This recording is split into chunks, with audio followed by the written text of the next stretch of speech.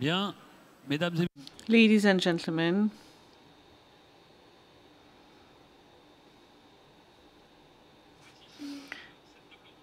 so now we are at this roundtable on competing powers. We have this topic every year at the Erismed, and last year we had 2+1 major powers that we've been talking about. It's the US, China, the two rivals, plus Russia as a third power, so to speak. And the fourth power, last year we took India, for those of you who remember.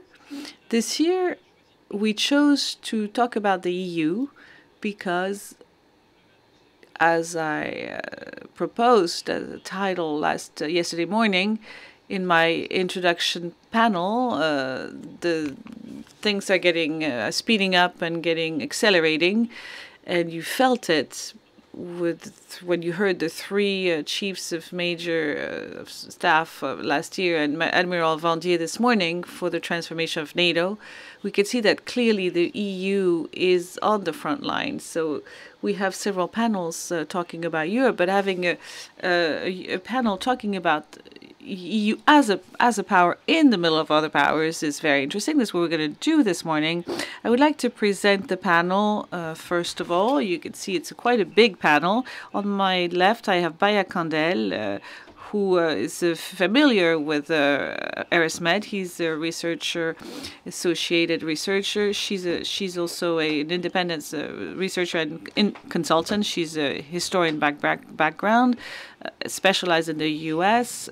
To her left, Oksana Otonienko, who's a British citizen or British Russian, visiting fellow at the European Institute, specialized on risk and particularly on Russia. And Oksana speaks English and will use the translation to express herself.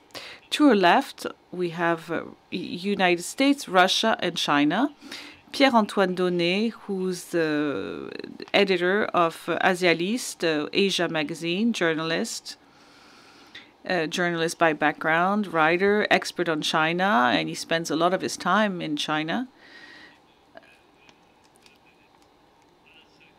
To his left, Bruno Dupré, who's also a frequent visitor of USMed. He's a French diplomat. He's a counselor, political advisor in charge of the Indian Ocean, and he's going to talk to us about the EU. We have two Europeans because it's a complex topic.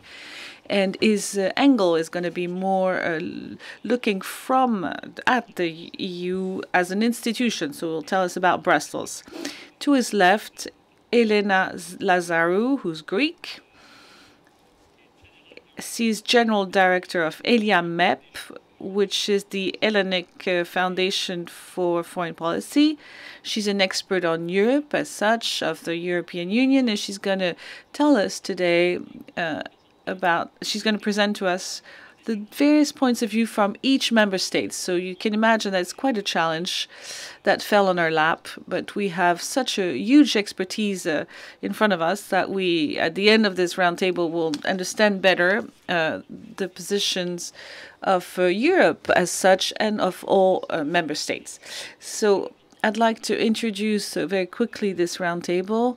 We have put together this map that is one presentation of those challenges, and it's not the end of it's not completely finalized. But if you look at those four blocks, the arrows that you see are the trade flows between these various blocks. The more we go to the west, the more we consume and the more we export, and the excess production is the U.S. is one in front with for Europe, and there's an excess as well, an American excess of production, but less so from China.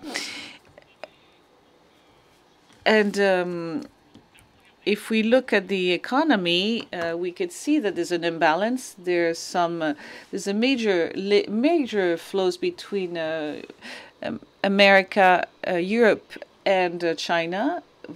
Russia is sitting on the fence on that one. If we look at the population, we see China and Europe, which are definitely on top. Europe, in terms of population, if we consider the European Union and Great Britain that we integrated as a whole bloc, they have a population that is quite significant. If we look at the army forces, it's the US that wins.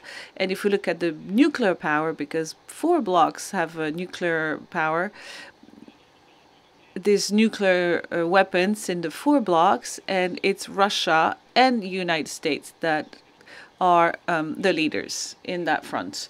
So we have very different balance between the parameter that we use. The last point that we find interesting is the energy sector, because in those 4 blocs we have 2 that produce energy. It's Russia, and 2 blocs that consume a lot of energy. It's Europe and China. So very complex parameters. And the last thing, that's the little square that you see, it's the tension areas. And we see that there are tensions everywhere, well, in many places, with everyone, except for between Russia and China. There doesn't seem to be any tension here. And we see that Europe has a tension on the east, of course, in the north.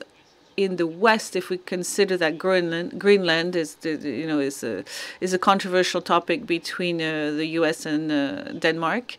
In the south, with the Sudan area, and the African continent, and you already felt listening to the various speakers is that Europe is in a very uncomfortable situation. So the first. I'm going to go around the table first, and I'm going to ask this first question to our panelists. What's happening in the mind of heads of state of these powers, these 4 powers? How do they look at the world? What are their priorities? Is it geopolitics, their priority? Is it social policies? Is it politics? So what does Trump has in his mind? Maya. Thank you. Thank you, Pascal. Thank you for the invitation. I'm always delighted to come back to the RS Med. What's going on in Trump's mind? It's an interesting question. I'm going to try to answer in a few points. The first one is Trump is first motivated by internal priorities. His priorities are the defense of an American territory. And we see that with the current news in those new last months, the use of American forces on the national territory, and the use of the National Guard, who are military troops, to quell some demonstrators in major cities, American cities. More generally speaking, if you want to make a link between all the geopolitical issues, Trump's promise is MAGA, Make America Great Again. There's a link between to redefine the American identity, but also to redefine the relationship of the United States with the rest of the world. And this is the first point. The second point is a will to take revenge on his internal opponents and to raise the legacy of his predecessors. Third point that we cannot put under the rug is that to do things that are good for his business, his family's business, his close ones' business. The diplomacy in the Middle East is a diplomacy that is clearly business-minded. It's hard to say it any other way. And another point that is very peculiar to Trump himself, to the person, is that his total unpredictability that is also used as a tactic. We often use the theory of the madman, Nixon madman, but he did that tactic to destabilize his opponents. Trump uses it with his partners, which is and allies. And the last point, among those general characteristics, is Trump tends to make a confusion between the relationships of the U.S. with other countries, with his personal relationships with the leaders of those countries. And sometimes that leads to real strategic contradictions, as we saw with India. It's been 15 years that the U.S. are trying to make a strategic approach to India. And Modi was very upset that Trump didn't recognize the ceasefire with Pakistan at the beginning of the summer, and it changed the whole trajectory of the relationship between India and the U.S. So it's very striking. To give you an idea, to try to recap and translate what those points mean in concretely, something that seems crucial is Trump's foreign policy, and we're still waiting for the strategic documents. Trump's strategic policy is against his immediate predecessor, Biden, is also opposing directly what we call the bipartisan consensus. Trump today, the Republican Party, in its foreign policy, considers that the national order, the rule of law, that the U.S. contributed to build after World War II and supported since then, this order is not good anymore for the U.S. It's even counterproductive. But the strategy that seems to be outlined from the second Trump administration is also against the administration Trump 1. And that's a very important point to make. The administration Trump 1 put forward this great power competition, this strategic competition. And since his return in 2025, Trump and all his officials in foreign policy are talking about realism and refer to the idea of influence, sphere of influence for the major powers. And this idea is more based on the kind of connivance between powers, major powers. Trump is talking to Xi Jinping. He wants a summit with Putin. So this is completely in contradiction with Trump 1. Which makes the strategies very blurry, particularly with Russia or China. Another point that seems very crucial, and we're going to talk about this roundtable, is this position of Europe in this new world order or vision of the world. Reminds TBD, is it still the sphere of influence of a power? Is it itself a power in itself? It's really one of the major questions that stand out. To stay with what you're talking about what's happening in Trump's mind, and would explain the difference between Trump 1 and Trump 2, isn't there an impression, a feeling of growing vulnerability, even including for Trump himself, because he won the elections, but with points of view that were very different that he had to make coincide and cohabitate, and a strategic vulnerability or feeling of strategic vulnerability. And that makes him feel like he won't be able to defend the old system, so let's join the new system. Internal vulnerability, things are changing very fast. At the beginning of September, early September, I was in Washington. I was very shocked by the divisions in this coalition that brought Trump to power between a very isolationist group that are very reluctant to the involvement of the U.S. military anywhere else in the world. He's not an isolationist. He struck Iran. He decided that the U.S. were going to go to war against the drug traffickers with deployed boats in the Caribbean. So there's this branch of his administration, and on China there's real opposition between. It's an opposition that we see at the same time within his voters and all the rivals that are around his rivals around Trump. It doesn't mean that he doesn't feel vulnerable himself. He can very well feel vulnerable himself. Well, today politically, I don't think he feels vulnerable in the inside of the country. The murder of Charlie Kirk and its impact has rallied all the Republican family, but all the preparation that is made by the Trump team and the pressure that they put for the election, organizing the election, show that they're very worried about the midterms in 2026, that show that America is still a democracy, because we hear a lot about it. He worries about the result of the elections, and he feels a possible vulnerability to implement his agenda and to pass the laws. So he needs to keep the majority at the Congress. But today, between the Supreme Court and Congress, and a party that is completely aligned to the desires of the supreme leader, I don't think there's a feeling of vulnerability inside of the U.S. There is a vulnerability coming from the outside. The shutdown that the U.S. are going through right now, for example, it is the vulnerability of the U.S., and everybody makes note of that. It shows that the country is completely eaten up by its internal divisions, and that there are less attention that is given to the challenges coming from outside of the U.S. There's also a strategic choice to stay. To concentrate on what they call the Western Hemisphere,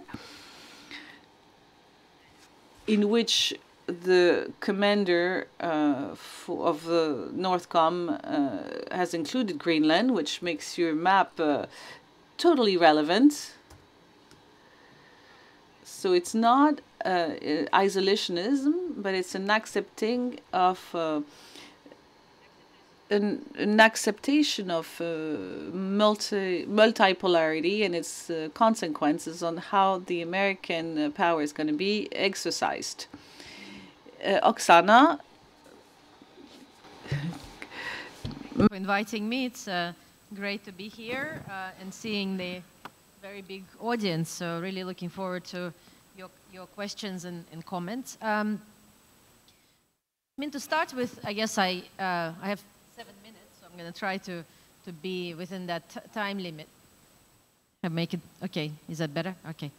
So I'll try to be within 7 minutes, so I want to make 7 points just to be disciplined. But to start with, maybe I need to say that, we are not, as people both, observing Russia from inside and outside, are very good, or have been very good at understanding and forecasting and predicting what President Putin actually thinks. And therefore, before the full-scale invasion in 2022, actually the majority of Russia experts, including myself, until very late in the day, believed that what Putin was doing, building up forces around Ukraine, was just a strategic brinkmanship, and he is not actually going to invade, because from a very straightforward cost-benefit analysis, very basic, I teach strategy and course 101 on, assessing risks, you would be very clearly understood that this war has very few advantages and a lot of risks.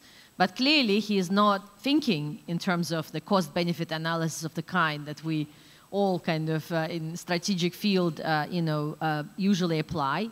And secondly, oftentimes when we talk about President Trump, we say we should not take him, literally, but, should just understand in general what he thinks. But I think for Putin, we actually now know we need to take him literally, because he was warning and he was talking about what he's going to do now for many years. We just never believed that, a country like Russia would actually go ahead and do something like that. In order to understand what he thinks, I think we need to, this famous phrase, to understand where you stand, where you sit, you need to understand where you sit, right? Where you come from.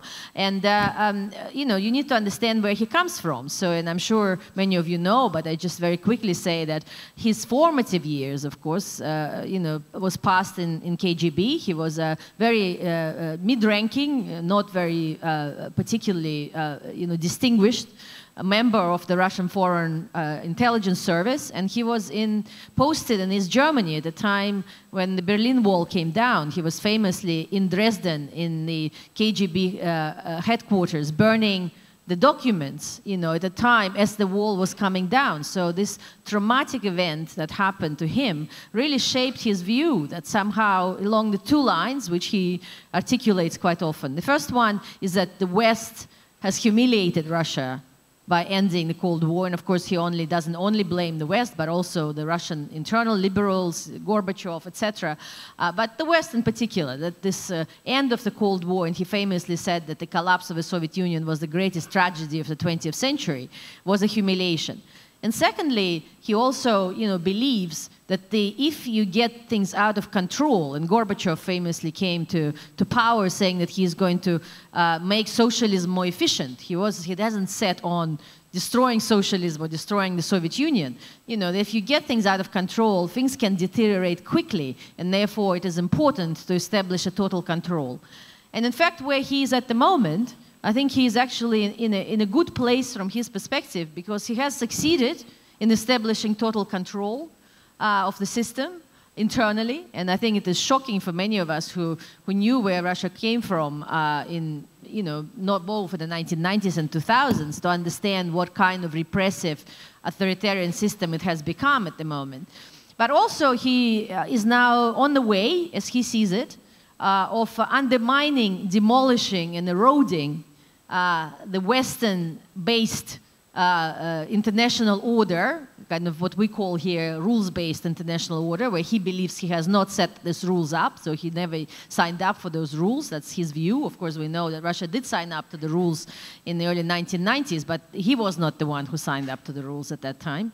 And that he is on the way of becoming a spearhead, or sort of like a front hitting force, sort of demolition force, to demolish this order and to build a new order. And when he speaks, as if you read his speeches, on behalf of what he calls a global majority, strangely enough. I mean, I don't know, they haven't elected him to represent them, but he does speak what he says on behalf of the global majority, which means non-Western powers and populations, to build a new world order in which Russia will be returned to the concert of powers, kind of a concert of Vienna, or whatever you think about 19th century type of arrangement, as a power at the table, but not on the menu, as he thought Russia was, after the collapse of the Soviet Union, where the West basically defined what the European security system is going to look like, and Russia was supposed simply to accept it. I think it's interesting that a few days ago, he gave this speech at this famous Valdai Forum,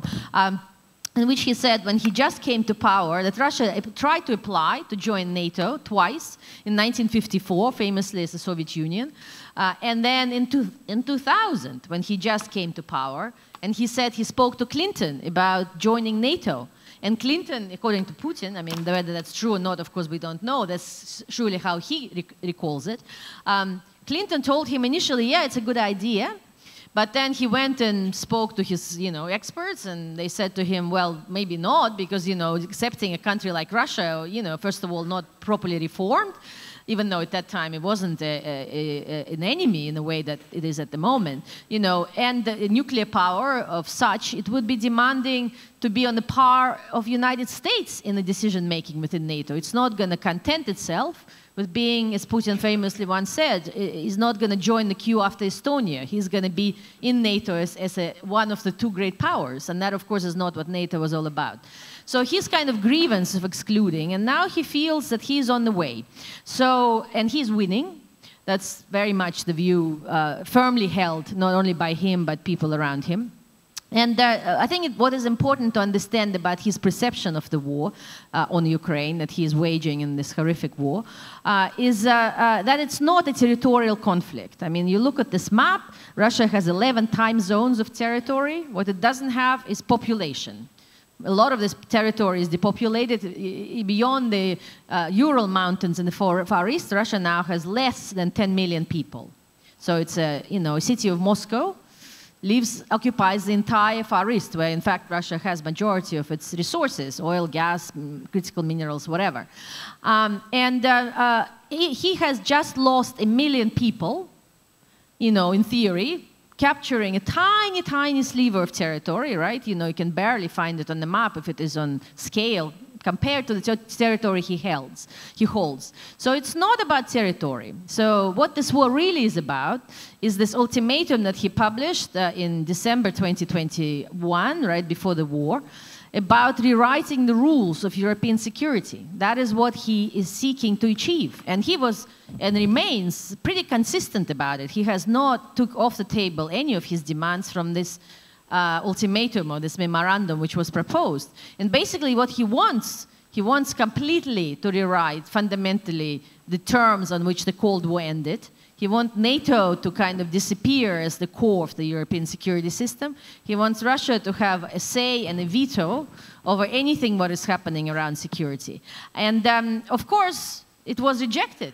It was flatly rejected by everyone at NATO and said, well, you know, thank you for this proposal, but, you know, we are not really, you are not member of the club, so how could you want to define the rules? And now, in fact, you know, NATO is bigger, so we have both both Finland and Sweden joining, you know, NATO and coming closer to Russian borders. But he believes that NATO can be eroded from within, so. And that is what he's doing by sending those drones and constantly checking and testing the resilience from within. And he also believes now firmly that time is on his side. He believes that Russian society and economy was mobilized fully for war. The cost of demobilizing the Russian society for the regime and Russian economy would be so huge at the moment for him, for survival of his regime, that it is much better for him to continue in this war, on this war footing in the foreseeable future, while he believes that Europe is not mobilized. And therefore, I mean, finishing here, we are in this very perilous moment, because just as he underestimated the capacity of Ukraine to fight when he started the war, I fear at the moment he is vastly underestimating the capacity of Europe. You know, and therefore, you know, his brinkmanship in whatever he is doing on a daily basis now with hybrid and now non-hybrid threats to Europe is something which is based on his assessment that the more he does that, the more likely it is that Europe is going to crumble, and that Trump, in fact, is his ally in that, because he has a very similar view to Putin.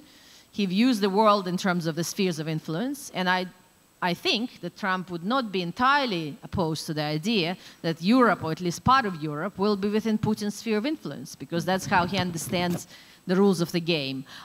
So therefore, you know, I fear that, you know, we are in this long war, certainly for Putin, and he repeats it now constantly, and in fact 80% of the Russian population, according to independent opinion poll from Levada, believe it, that Russia is fighting a defensive war against the West. This is the narrative which they believe in. It's not an invention, it's what they really believe in. And this war is existential for him, for his regime, but also for Russia. So I'm going to stop. Thank you, Oksana. Merci beaucoup, Oksana. The feeling of vulnerability of Trump. Do you think Putin feels secure personally, or after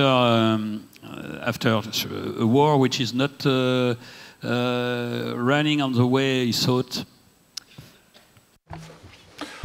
Different information environment, you know, and it started before the pandemic, certainly been accelerated during pandemic, and has vastly accelerated since the start of the war. He has very little information which comes his way.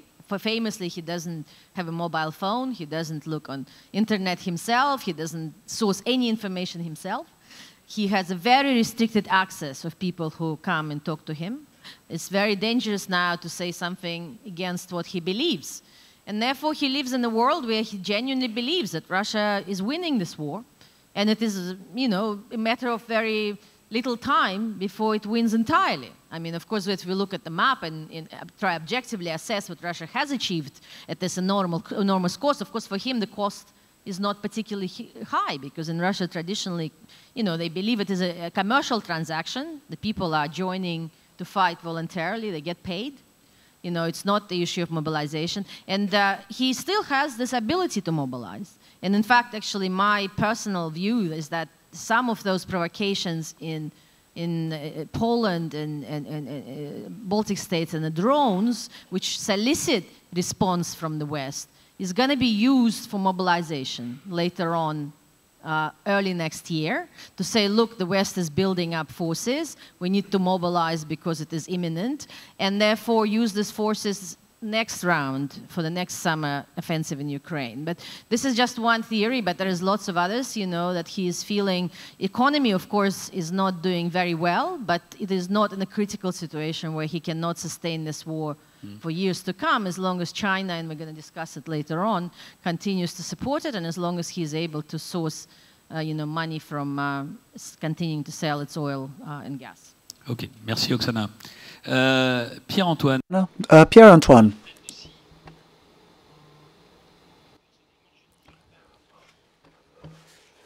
What I would like to say is, in my own opinion, first I'd like to talk about, respond to what's said, build on what my two colleagues said. But first we could just take a step back maybe and talk a little about China. Since the communist power arrived in power in Peking, on the 1st of October 1949.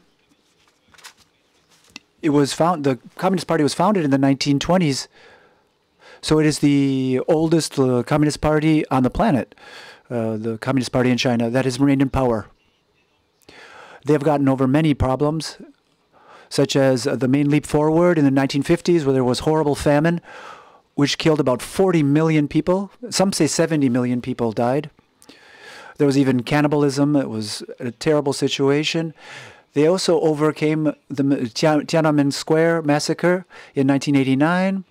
So many challenges to the party, they were able to overcome.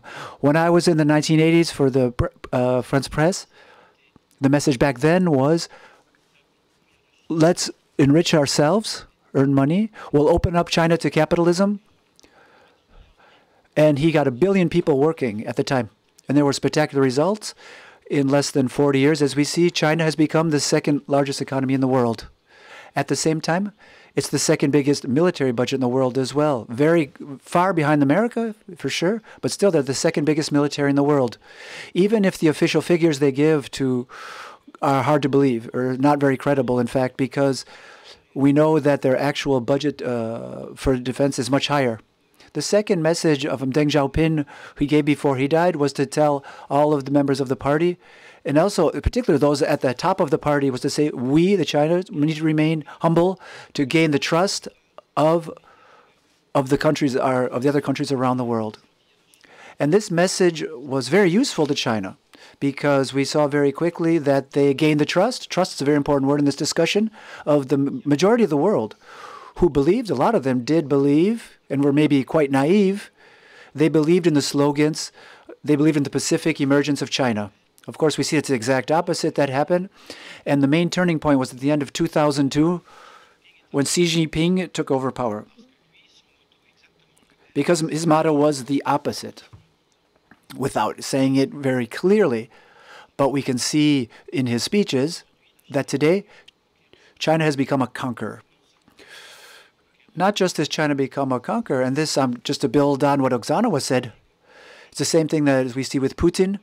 Xi Jinping, he controls everything.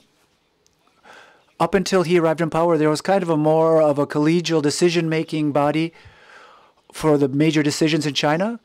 It was taken collectively by at least 7 people who were a member of the highest level of the Chinese party, the Permanent Commission, it was called. Today, it's Xi Jinping who decides everything. He's the president of the republic since the end of 2012. He's also the general secretary of the Chinese Communist Party. And above all, he's the chief and president of the Central Military Command. He has used the slogan that worked very well. He was a fight against corruption, which of course was endemic in all totalitarian countries as well. First of all, he used that to declare a war, whether it was openly declared or not. He cleaned house, as you might say. And since then, he now is totally in power in his country. Of course, we say totally, but there are also cracks in his power, as we see in Russia, because it's such a big country. Same goes with China, with Russia. So what is he thinking? He thinks there's 3 dates which I think are important that really mark the history of China. And also what helps you understand the mentality of the president, of Xi Jinping. To answer your question, the first is, was the 4th of February 2022, when Vladimir Putin had performed an official visit in Peking to see the Winter Olympics in Peking, but above all, to meet his great friend. They didn't kiss each other on the mouth as Brezhnev used to do, but basically they did. Said, we're the best friends in the world, and we have been historically, and they've met many times since then. They met for more than 4 hours then, and at the end of the discussions, there was a joint press release where they said, for the first time, China and Russia said, from now on, our cooperation is, quote unquote, unlimited. And as you said earlier, you should believe dictators when they say things. And so they clearly announced to the rest of the world that from now on, China and Russia would work side by side in order to combine, jointly with their hate for the Western culture. And then, even 3 weeks after the special operation of Vladimir Putin started in Ukraine. I can't imagine even for a second, that Putin didn't tell his great friend what he was planning to do. So, in some way, he got a green light from Xi Jinping. As far as I'm concerned, it was not possible they would have attacked Ukraine. It was not a surprise for China. And I would immediately add to that, China has never condemned this quote-unquote special operation, which is the invasion of Ukraine. Never. Then the third date, which was also a benefit for all of them, was 20th of January of this year, which is when Trump was elected to the White House, the 47th President of the United States. That was an amazing gift for the leader of China. If you look at the way they govern in China, they have what they call long-term planning. It's completely different from what Putin is doing today in Russia. Even if Putin does have, as you mentioned earlier, has his long-term plans, it's still, we get the feeling it's an operation each time, maybe that we didn't expect or unexpected or not, but in any case, he's adapting to the current situation. Whereas if we look at the mindset of the Chinese leaders, in particular Xi Jinping, it's the long time. Over a long time, the first objective is to eliminate the U.S.'s presence in Asia so that China becomes the #1 power in Asia without being contested in any way. Whereas up until now, or up until January of this year, a lot of these countries never had made a choice between the United States and China. I'm talking about a lot of different countries. Malaysia, for example, where there is a lot of Chinese people live there. Indonesia, the Philippines. All these countries never made a choice because they had hoped that the American presence there would be a counterpower, would help them to counteract the power of China, which, as they said themselves, China has become a conqueror. With the arrival of Donald Trump, everything changed. And that's when I talk about trust, the word I used earlier. This word is very important in Asia.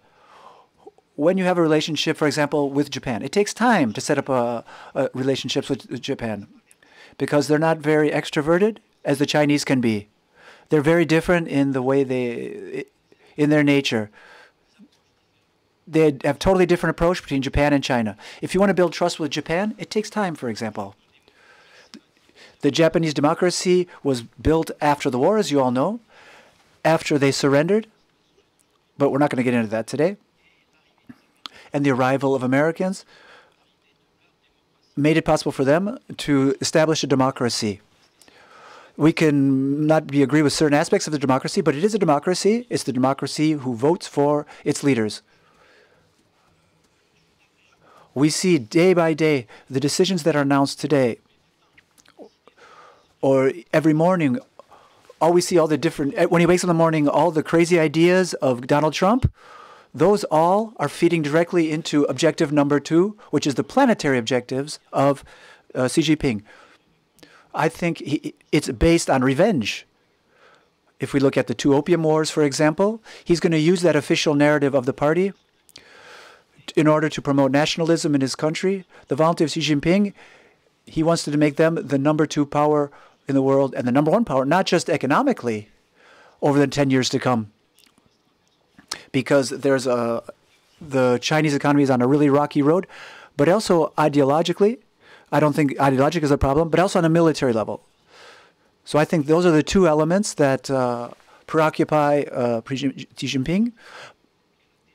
And another one is another element we talked about is disinformation, is another element I think we need to talk about. And I think there is cooperation between China and Russia in this area.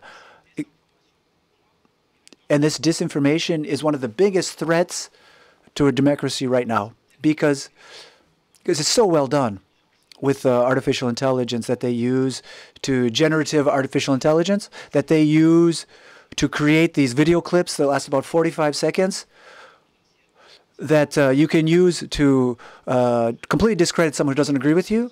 And I also think this is important for our youth. And I saw this in Taiwan, for example, a country I visited very recently. And we see that how they've managed to demolish the collective spirit of a country. And I think that China is definitely working that in Taiwan. And just to finish up, I'd like to say that if we look at the cooperation between China and Russia, also the military cooperation between the two, of course, they never admit to it. Whenever we accuse them of that, whenever a Chinese accuse them, the U.S. accused them of that. But of course, the U.S. has been much less critical of China since then. But if we look back at in early October, not that long ago, there was a Russian operation. I think there were 300 or 400 drones and about 10 or 20 missiles that struck the western Ukraine. And just above that, 3 Chinese military satellites were just above the Ukraine at that point. That's an official. There's an official report from Ukraine, and of course, this wasn't by chance. Those satellites were sending all the ground coverage, all the data about the ground coverage that was used to send in those drones. So this alliance, this multifaceted union between Russia and China is changing the strategic setup of Europe. And we have to get organized to face this danger. Thank you, Pierre-Antoine. I want to try a third time because the first time said, when we talked about vulnerability, we said there wasn't that much vulnerability. I've heard that twice now. Now, as a former soldier who talks about military, we always say the grass is greener on our neighbors when we look at our neighbors. But I would like to say Xi Jinping, I would say there is some vulnerabilities. He's got 1.3 billion people to feed every day. If 2 weeks without food, there will be an uprising. They also have to run their plants, and they have not many energy sources internally. So he can't push all the levers. So I think there are vulnerabilities. So we talked they have total control, but we saw that they don't control everything. There are grave economic problems in China. It's true. And these have not been seen before since the 1980s. Since they launched their first economic reforms in the 1980s, we haven't seen these problems. So there are several factors. One in particular is the catastrophic management of COVID-19 in China. Their economic machine, I wouldn't say it's failed, but it does have problems. And if we look at the figures, but we have to be careful we look at these figures. So they say that economic growth this year is about 5%. But actually, I think it's even more. But one of the immediate consequences of this is unemployment, especially unemployment of young people in China. And I see there's a lot of young people in the room today. You're going to be getting your university diplomas soon. I'd like you to try and think of what of your Chinese people in China are your age. They spend 3 or 4 years in the best universities in China, and they can't find a job today. The official figure is above 20 cents, but the actual truth is about 50% of these students. Can you imagine all these young people who can't find work? So first of all, they can't earn a living. Second of them are doing our Uber Eat delivers once a year. So you agree with me? It is a vulnerability. Yes, it's a huge vulnerability. And the president of China is aware of it. Of course he's aware of it. He's been informed of the situation in his own country, of course. I think he realizes it, of course. He's aware of the international situation. And I think there's a similar problems in China. In Russia, sorry. But I think that's where they use nationalism. Nationalism is definitely a lever they can use in these totalitarian countries. It's not our fault. It's from the outside. It's the external people causing the problem. It's not our fault in Russia. It's NATO's problem. China's the same thing. It's not our problems. It was the war. It was because of all of our problems with the United States. Of course, they don't talk about how the gift it was to them that Donald Trump was elected. Of course, but Oksana said that Putin is kind of in an informational bubble and isn't aware of what's going on. But that's not true with Xi Jinping. But again, we're going to move along because I think we need to talk about other subject as well. But I thought we knew it was important to talk about that first. So now we're going to talk about a difficult subject. We're going to talk about the EU now, which is not a power. There's not just one leader. There's several leaders. Bruno, what's going on in Brussels now? What do you think is the mindset in Brussels right now? Thank you, Pascal. First of all, I wanted to say that I'm speaking on my own behalf and not on behalf of the European Union. First of all, I'd like to talk about the current context in which the European Union finds itself. And second of all, I talk about the need to control our strategic agenda. We're having a lot of problems with that, how we need to resolve the different political and economic problems that we're faced with. Those are our three vulnerabilities. First, talk about the actual context. As we see a White House, which is based on transactional and not on political games. Also, the aggressive attacks, even on within the NATO. And third, what are we going to do faced with this existential threat to the EU? What are we going to do today and tomorrow to make sure that we exist on the long term, over long term? So 2 points I'd like to mention. First of all, if we talk about the mindset of the European Union, the first question is, how can we remain in control of our own strategic agenda? What does that mean exactly? First of all, I want to just discredit an idea maybe people think when we talk about the power of the EU is not a lack of power. It's how do we articulate the use of this power. We have all the strengths of a major power, economic strengths, technological strengths, diplomatic strengths. We have population. We have the military capabilities that we need, but we're not capable of articulating how we can use them. All of these strengths are articulated in several different ways, and they're also redundant and also sometimes are in competition with each other. The second point is because I would like to say is we haven't arrived at to articulate our strengths. So others kind of give the answer for us. That's why we have to control our own strategic agenda. So our agenda now is subject to constraints, and we haven't completed it. It's still incomplete because there's been a shifting in our territorial defense. It was been conventional up to now, but it was forced by Russia and by the United States. We didn't make the decision ourselves. And for decades now, we have not taken our own security. Another point is we have to look at the fact that today we are a strategic partner, but we are limited with respect to Russia and China because of insufficient integration, military integration and industrial integration, which means we have problems at this stage in our both militarily but also our normative powers and also the partnerships we've set up. We still have weaknesses in these, which have become evident. I can give you two examples.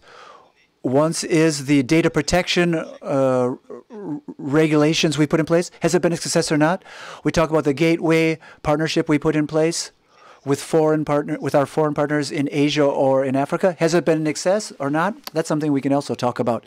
Third point, when we talk about our strategic agenda, there's urgency right now for us to defend our territory and the lack of funding that we have right now. This has led for us to question our own European priorities. If we look back to 2017, the two priorities of the European Union, for example, were the transition, digital transformation, and climatic transition. How can we reconcile this transition, which costs 800 billion euros a year, with the current emergency situation we find ourselves in? That's a real problem. Because this dual transition was also urgent as well, when I think of the digital transformation as well. So what we see is that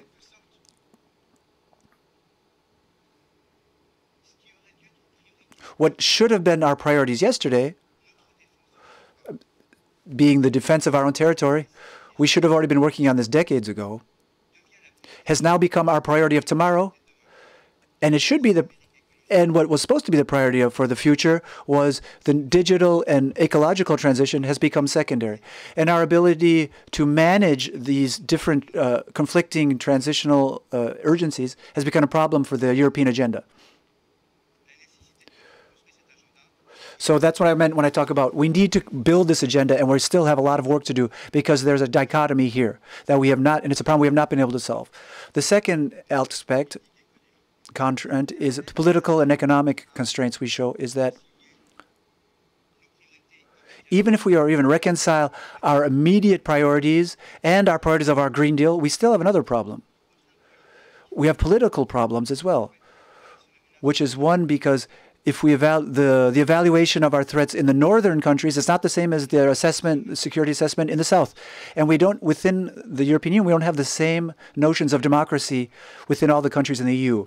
Another weakness that I think is undermining our agenda and our capacity to really have a deep, to develop a plan in this area is our economic problems. How can we reconcile the increase of our expense in defense in countries who have economic problems? So I'm not going to go into any further into that. I just wanted to give my initial reactions, but we'll talk about solutions in my second part of what I have to say. Bruno, isn't there another fragility as well in the priority of European leaders? Is the question of unity. Just a question of maintaining unity in Europe. Isn't that maybe one of the most important priorities? Because we say the real threat, it comes from the inside. But if we look at Brussels, isn't the real threat an internal threat? Isn't it these centrifugal forces we see within the European Union itself? And the problems that you are talking about, this isn't a static problem. It's kind of a dynamic, kind of negative trend or negative problem. Isn't this one of the priorities that people are talking about in Brussels? There's several different priorities, but political constraints are certainly the weaknesses we've had in our political systems that we're used to found the European Union are a true problem, but it's not the only problem. There is a sort of gangrene from the inside, but there is competition that we are faced with when we talk about the system that we have to put in place tomorrow, faced with the Americans and the China and Russia.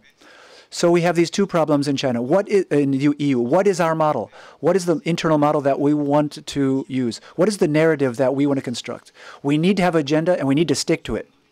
And right now we're in a complex situation where our priorities, be it our political priorities, we look back in 2017 to the ecological and the digital transition, and we try and find a reconciliation between that and our current one is just to survive. To survive as Europeans and as a European power, and to open a new chapter in European power. We have to negotiate between these different priorities. And the question is just not, is it Hungary or Romania? Are they maybe causing problems in internal strife within EU? That's just one problem. But another problem is we don't have a clear internal agenda. And we can maybe change the way we vote. Is it a full majority or just a partial majority in Europe? We can talk about that. But in any case, if we don't have an agenda, if we don't have a clear narrative within the EU, we're going to have a big problem facing the dual threat that we now see from the external threat and an internal threat. Thank you, Bruno. Elena, we're going to take it down a level now, and we're going to look at a state-by-state level. We're going to look at the complexity. As you've seen, you've raised ideas about the complexity in Europe, because Europe is what? It's an organization based on separate countries. And now we're going to look at it more by the specific countries, and some which are maybe not in the EU, because we'll still be talking about Great Britain, of course. And when we talk about the balance of power, of course, and Norway as well, of course, is another country that we have to talk about when we talk about Europe. So what's going on, we might say, between the leaders? What are the priorities, maybe if we want to talk about each country or each region? Listened very carefully to the previous panelists. I'm very honored to share this floor with them, and I want to thank FMS and RSMed for inviting me here. I think, I was thinking you were setting a difficult question to the other panelists by asking them what is in one brain, but you are asking me what is in 27 plus brains, so mine is even more difficult. And my first response is, It's a movie from a few years ago. It's everything, everywhere, all at once. I think that is what is in the brain of the average European leader. But let me explain a bit what I'm thinking here. I think, first of all, it's important to talk about, for 1 second, about power and what it is, because we are talking about rivalries among powers. And power, of course, is a mixture of elements in international relations. So it's, of course, a mixture of, we think about defense, of course, but it's also the material elements, the economy, the critical resources, it's the people, the demographics, it's the skills, the education, it's the transport hub capacity, it's diplomatic capacity. So all these things are what make up power. And then we talk of a power, une puissance, which characterizes an actor. And there you have small and medium and big and great. And I think the first thing to say about European states, EU member states, but also non-EU member states, is that they're either small or medium powers. I think it's hard to say today that any of them are big powers. So the only way to be a big power is to be either the EU or a European form of something in a certain theater where that gives extra power. And I think today, contrary to many years ago, even the greater and bigger demographically economies of Europe will agree to that. So I think that's the first thing. So what is in the mind of the leader of a small or medium size European country?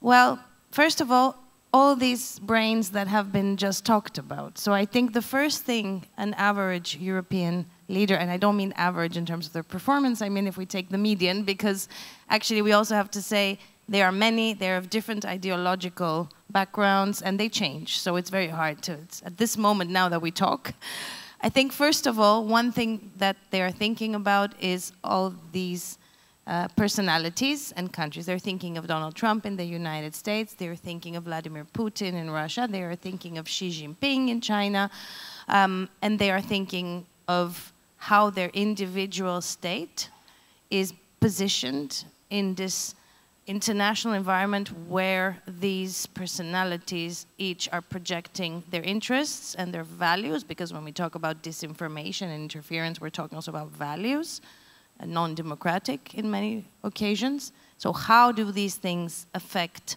their individual states, and how do they play their own resources of power in defending, in protecting the values and their interests in this context? So that is the first thing.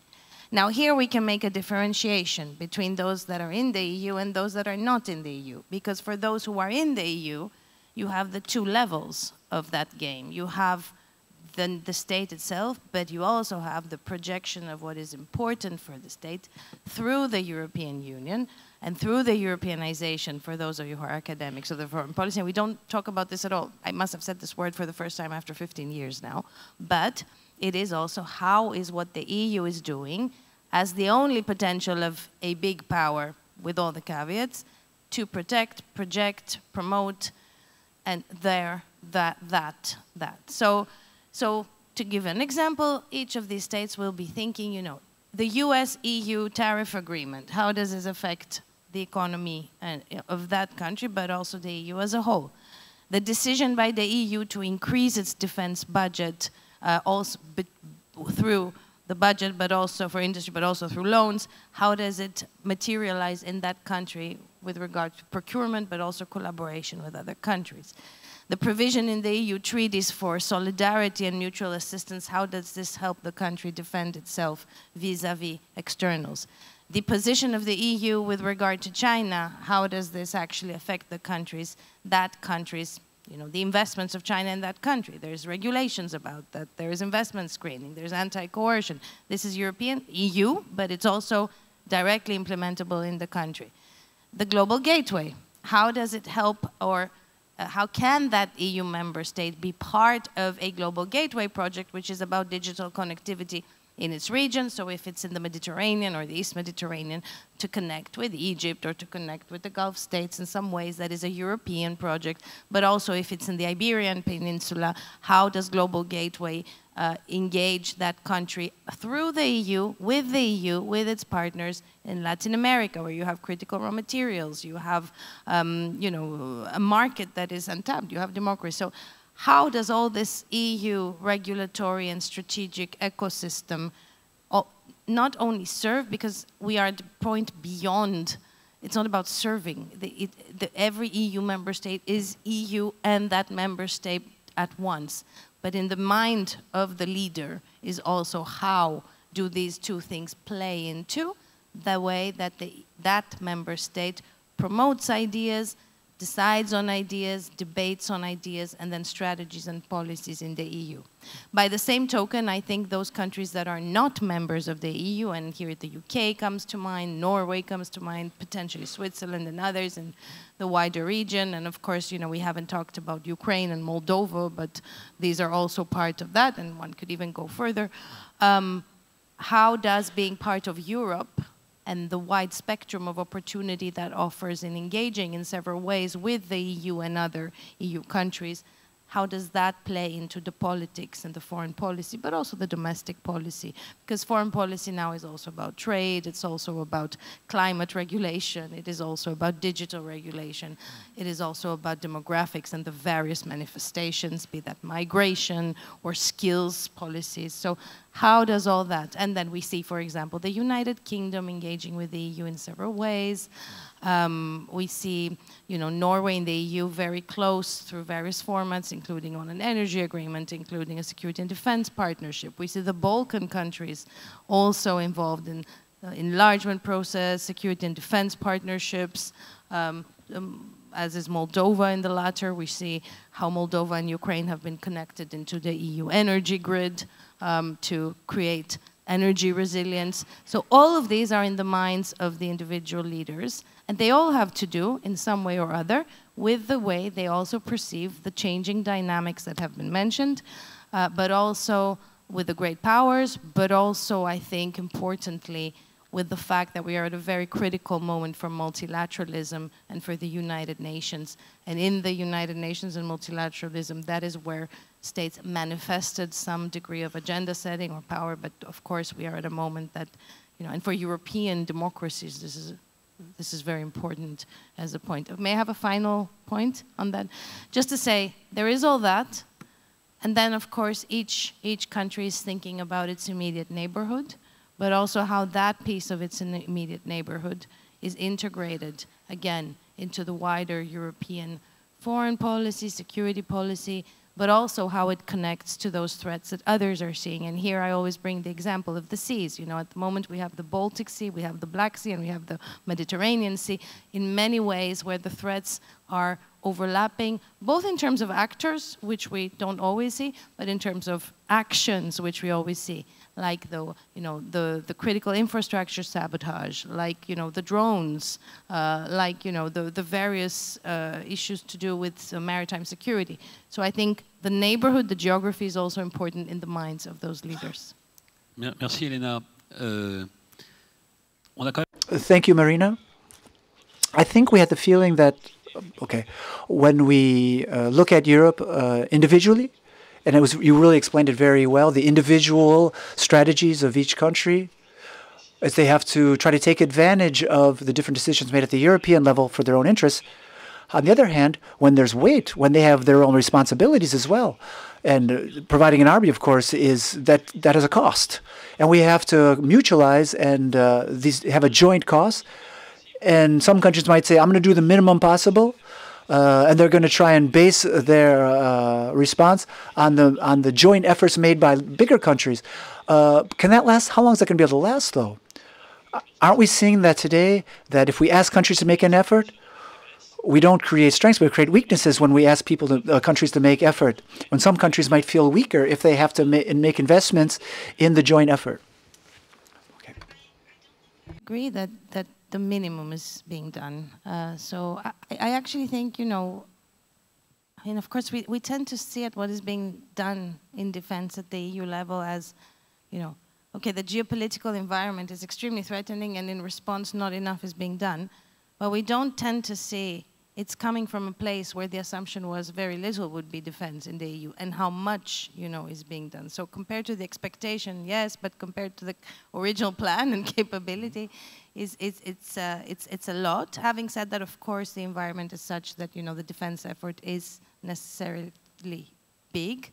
And there are plans the EU has put in place, which are mostly in what the EU can do, which is about the EU defense industry, but also in the support for Ukraine, and also in the EU-NATO cooperation, which was a big piece of the challenge of doing this. And the member states, I would say both the member states, but also non-EU security actors, and I said UK, Norway, are both investing and exploring within their own foreign policy toolkit and security and defense toolkit what they can do. Now, is that enough, again, is the question that you ask. And the problem here is, of course, threefold. I think one is that a lot hinges on NATO, because, of course, we're talking about an immediate threat. We're not talking about let's plan something for the next 10 years. So really, what is important is to get the piece of NATO-EU correct, and I think to also have the American support for that. We don't know what is coming with the American force posture in Europe. Second piece is to get the industrial component correct and fast, but also to connect the industrial component with the procurement component and do that fast, and that is extremely challenging. And it has a lot to do with money, by the way, right? And we're not just doing that as EU member states for ourselves, we're also supporting Ukraine, and that effort is huge. So the NATO component, the time and industry component, and then the political buy-in. And there I think, you know, the timing hasn't really helped, because in the early 2020s, 2 years before Russia's invasion of Ukraine, and actually leading up to then, there was this, I think, the most important effort by EU member states to say, okay, these are our collectively agreed upon threats, and we are going to use all our capabilities and together harmoniously create a process for that. But now, you know, we haven't had the time to implement that in a way where it satisfies all the threat perceptions in all member states in the same way. And we're doing that while we're doing the really immediate thing at the same time. So we didn't have time for the strategic planning ideally required before. Okay, merci, Elena. Thank you very much, Elena. I would like to go one more time around the table, less than 2 minutes each, to leave time for the questions. My question is going to be very simple. For each country and the power that you represent, what do you believe is the action that is going to make an impact in the year to come, the priority action in terms of balance of powers? What is going to be Trump's position, Putin's position, Xi Jinping's position?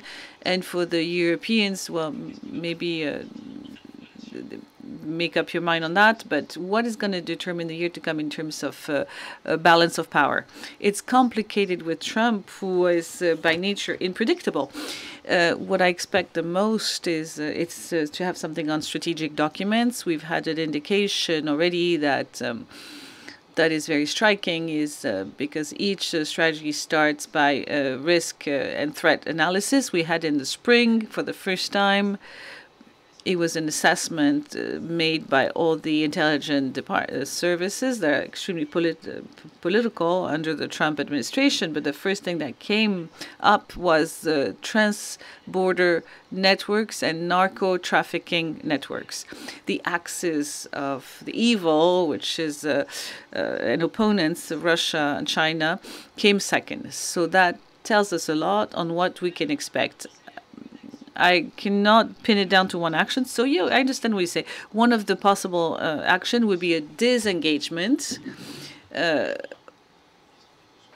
may be the buzz, make the buzz in 2026 of America in Europe, maybe even before 2026, before these two strategic reviews that I mentioned and the national safety report that comes from the NSI and the State Department in the US.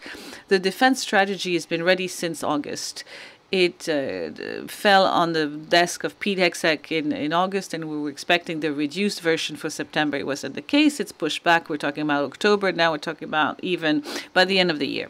Why? Because there's a real debate on the copy that was given, a debate from the heads of the military, that seem to challenge a number of decisions. And I think those decisions are redeployment that have been decided from Asia and Europe towards the Western Hemisphere.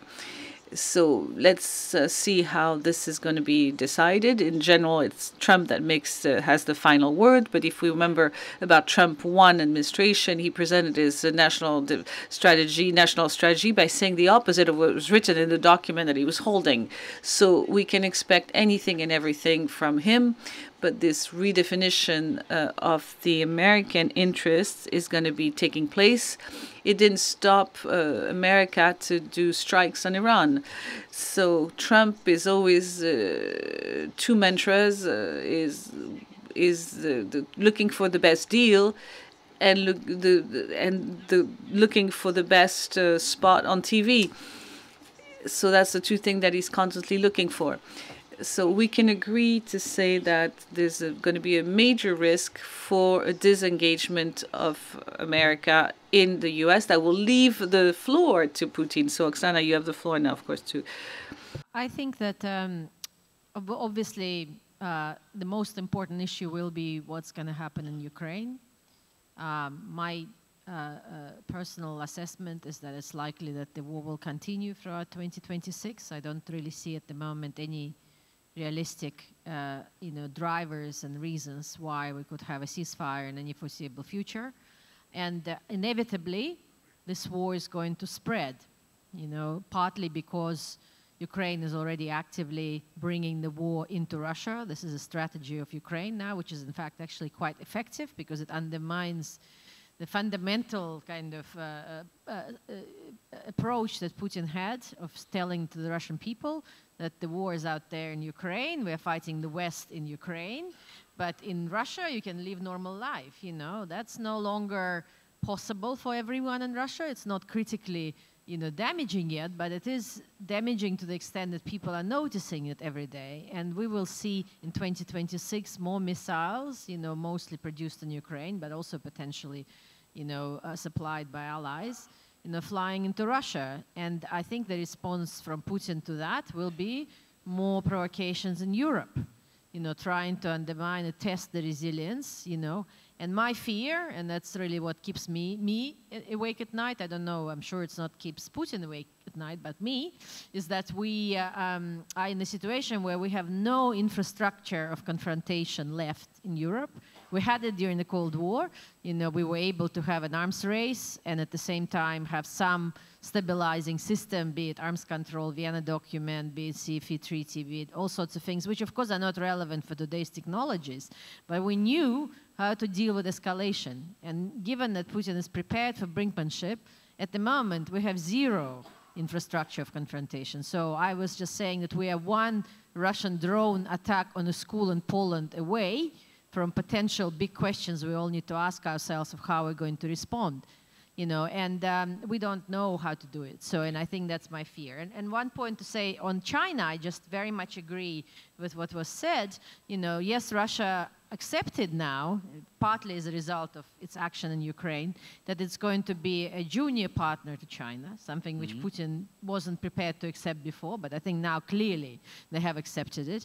But they accepted it that they also offer a valuable contribution to China, because China needs Russia's energy in case, there is, a confrontation with the West. And it needs also now from Russia training of how to fight this modern war. So it's not only that China is supplying Russia technologies that it puts into its drones and missiles. The Chinese servicemen are participating in the war, as we know. The Russians are training them, just like the Ukrainians are training Poles now to use drones, etc.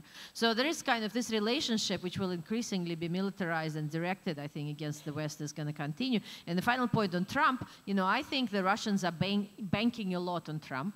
And I think they will be disappointed as they were during the first Trump administration. I don't think Trump will take a position in which he will be in 2026 prepared to capitulate in Ukraine. But he will probably step away. Okay, thank you, Oksana. Pour la Chine?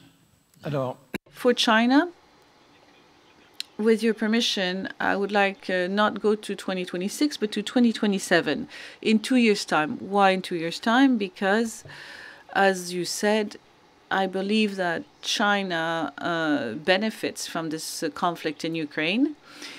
Also because China, with all its propaganda, is actually setting itself up like a power of peace against the Western rule of law or order that is carried by Trump. So the propaganda is fully developed and fully going to show that they are a power of peace, which is not, because of course it stole some piece of territories from India in the 60s, but took over some land from Bhutan, from Nepal, and affirms its sovereignty supposedly on over 4 million square kilometers at the South China Sea. And I go back to 2027 because in the official narrative of China, Xi Jinping said, without quoting the word Taiwan, said the Popular Army of Liberation, let's keep ready for 2027. The word is clear. So this sentence is iconic because it shows a conflict that has been dormant for many years of this small island, which is about the size of Belgium, against the immense China. There's 24 million people against 1.5 billion inhabitants. So we can see a conflict that is, of course, going to be lost by Taiwan. So we don't know in 2027 there'll be a heat war, hot war. I don't know if the war will be triggered between Beijing and Taipei. You military people, you know it much better than me that there are different types of war. In the head of Xi Jinping, he's not going to declare a hot war that will be very costly in lives, plus a disastrous effect on the economy, on the world economy. No, so I think Mr. Xi Jinping, he's looking on the long term, and he's going to try to see what's going to play out by 2027, and the wind keeps blowing in the same direction today. He will decide, because of Trump's attitude, who's looking for a deal and doesn't completely get the big geopolitical challenges of the world today. There will be some options for the popular China to get back Taiwan. Never the Communist Party has controlled Taiwan, which is, in my view, the most advanced democracy in Asia, and more advanced than even the Japanese democracy and South Korea. So his solutions are very simple. He wants to stifle the Taiwanese economy, have a blockade, that they can do that, and then get a ripe fruit that would just fall in their hands. Thank you very much. So Taiwan 2027 for the EU. So recentering would be the key word. In face of the emergency, the European Union is going to give in. So Pacific, India, climate, all of this is going to be put on the back burners.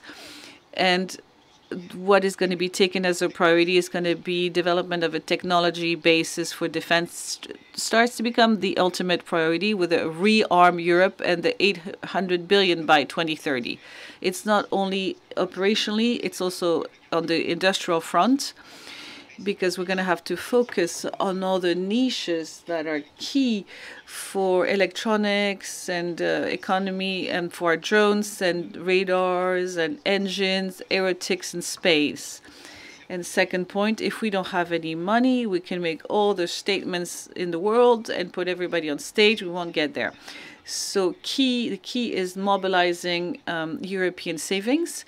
35 billion of assets that are held by the households in the EU that are sleeping on bank accounts, that are not remunerated well. This has to change, and the savings have to be used for innovation and investment. And we have to attack the capital markets. And that's where we will find the money for this transition. And in any event, for defense, last point, we need to reinvent the transatlantic relationship. it still remains something to be decided on and fundamental for our future and for the existence of the EU. We have to stop talking about shared values and shared history. This is no longer relevant. We have to learn how to be transactional ourselves and to be demanding some things. There's not only the White House in the US, there's the Congress, the states, the industrial players, our European actors have to learn how to work with the United States in depth. Thank you very much.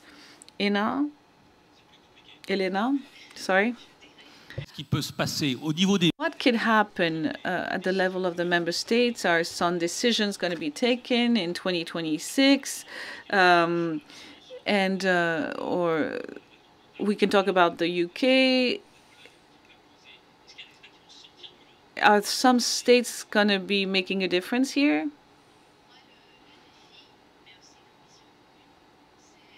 The common ambition is to put together this powerful Europe, whether it's a powerful EU or a powerful Europe in general. It's something that we share among all the leaders, most of the leaders. And how can we do it is the challenge is to work together, to put together a strategy and a budget, because we're in the middle of budget negotiations for our next budget, multi-annual budgets at the EU, to put together a budget that could at the same time increase the power of the EU in terms of defense, trade, influence, in this double transition, and for the member states to be able to have some options, financial options, that could satisfy to the requirements of their societies, whether it's safety requirements.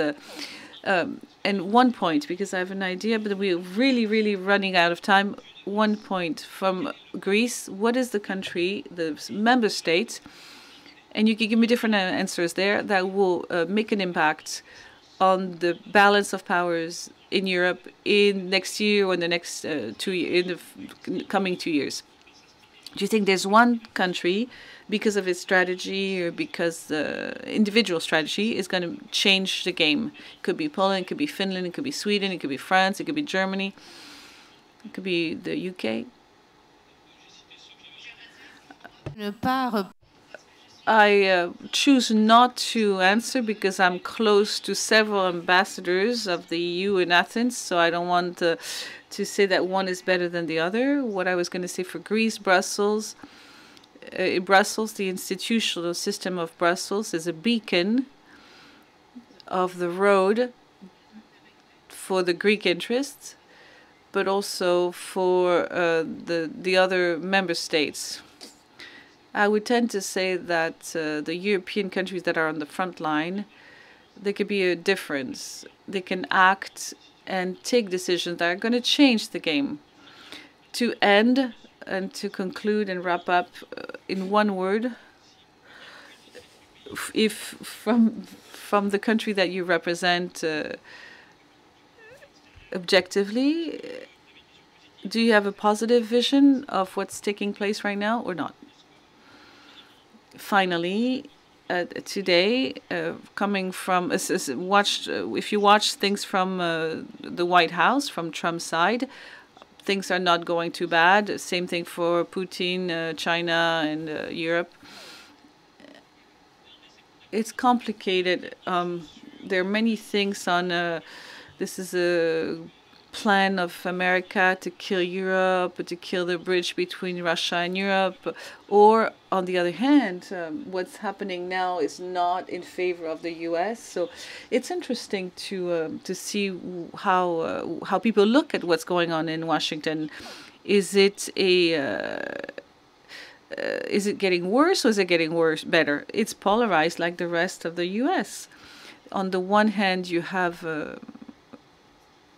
what is considered as positive is Trump's unique capacity to shuffle things around and to move things around. And a lot of people think that American foreign policy was no longer relevant with the new world order.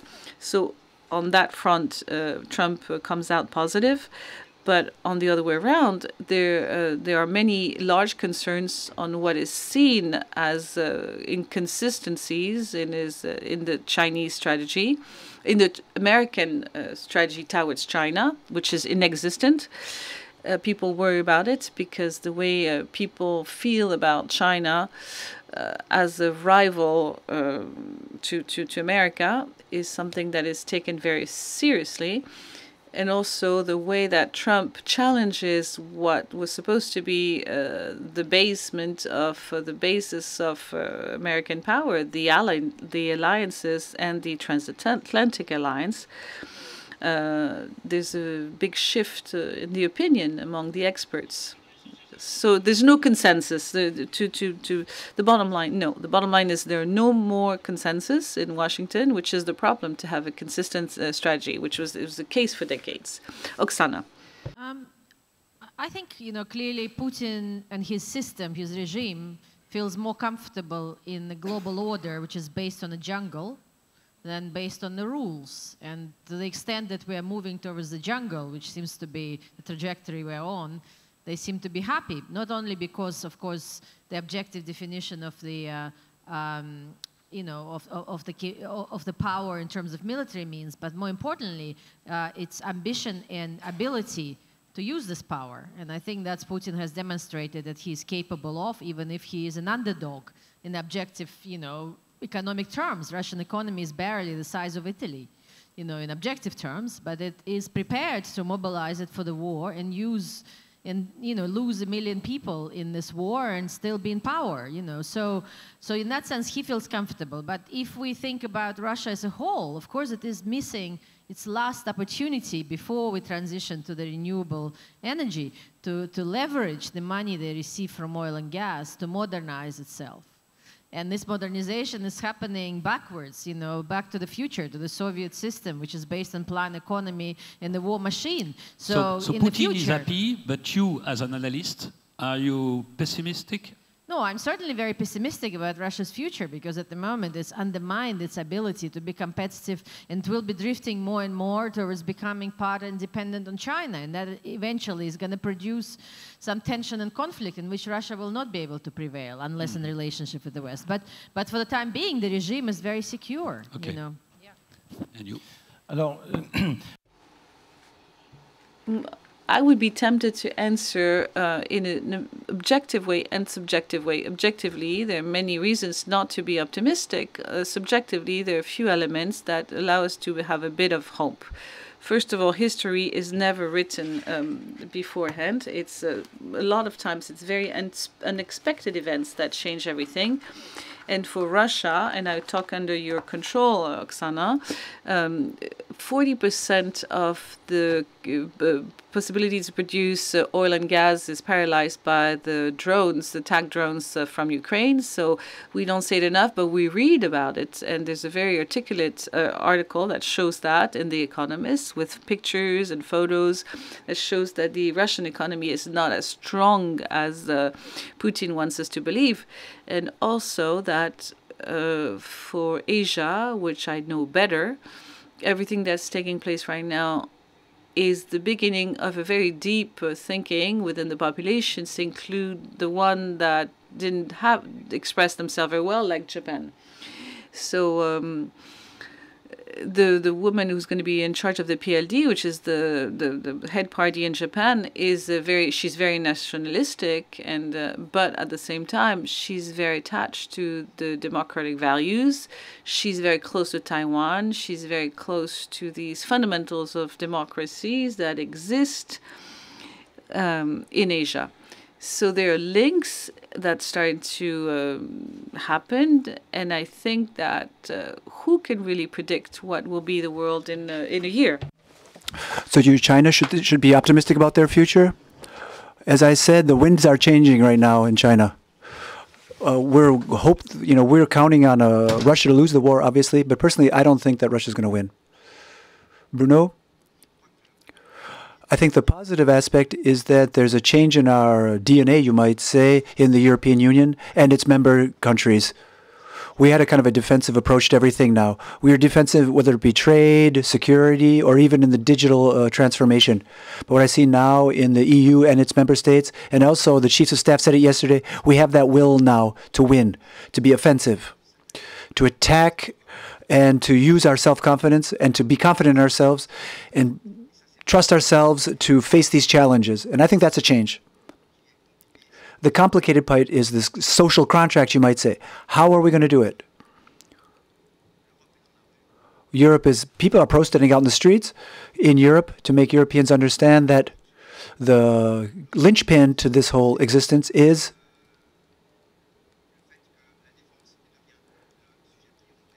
to help them understand that our own defense is a priority. We need to explain it to people in the street. We have to be in the street, explain it to everybody.